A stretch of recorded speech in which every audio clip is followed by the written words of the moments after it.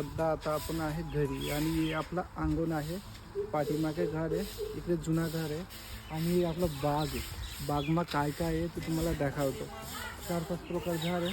इकडे बघा मोसंबी आहे, तिकडे आंबे आहे. चला तिथला आंबे लटकले, तुम्हाला आंबे दाखवतो बघा.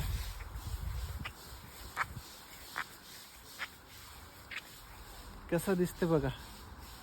आणि झाडचं वय किती आहे, 2च वर्ष झालं लावायला.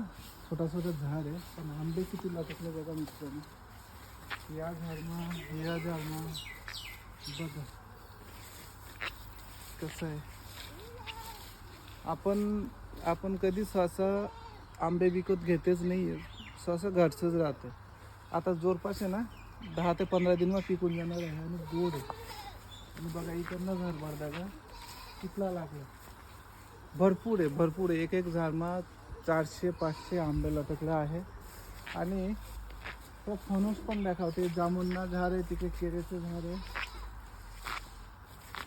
बघा. हे दुसरा आपला फणसना झाड आहे. तिकडे जे दाखवलं होता ते वेगळा होता आणि त्यांना फणसचं झाड थोडं वेगळं आहे. हे थोडं लंबी आहे. वरती बघा तेवढे मोठा आहे, 15-20 किलोना आहे.